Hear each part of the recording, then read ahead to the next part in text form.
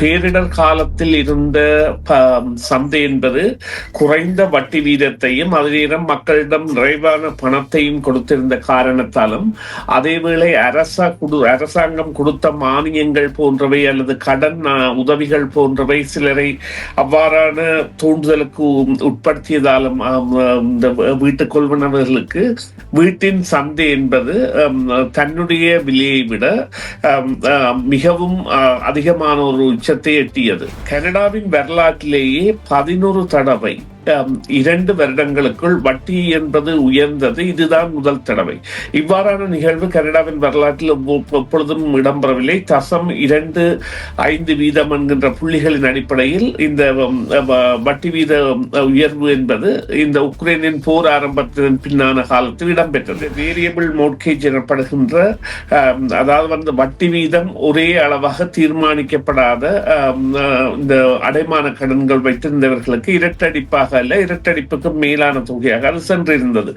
அது காரணமாக இடம்பெற்ற இந்த வீட்டு சரிவுகள் போன்றவை எல்லாம் அதன் விலைகளை குறைக்க ஆரம்பித்து அல்லது உடனடியாக விற்பவர்கள் அந்த சந்தைகளில் ஒரு பெரிய மாற்றத்தை ஏற்படுத்துவதாக மாறியிருந்தார்கள். கனடிய அரசானது இந்த வட்டி வீதத்தை குறைக்காமல் விடுமாக இருந்தால் நிச்சயமாக இது ஒரு பாதகமான முடிவை வீட்டு சந்தையில் ஏற்படுத்தும் என்று சொன்னால் 40% அடைமான கடன்கள் மீள் புதுப்பித்தலுக்கு வருவதற்கான காலமாக இந்த 2026 இருக்கின்றது.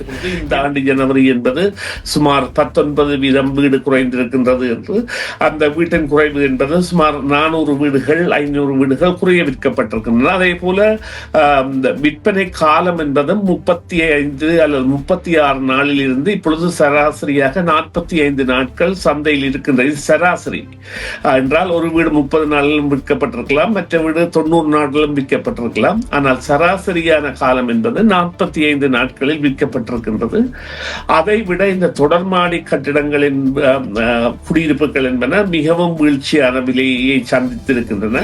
ரஷ்யா போர் முடிவுக்கு வந்து காசாவின் நிலைமைகள் சீர் செய்யப்பட்டு எங்களுடைய பொருளாதாரம் தற்பொழுதைய அரசு எடுக்கின்ற நடவடிக்கைகள் மூலம் மத்திய தேசங்களுக்கு அது பரம்பலை ஏற்படுத்தி பொருளாதார ஸ்திரத்தன்மை ஏற்படுமாக இருந்தால் மாற்றங்கள் ஏற்படும்.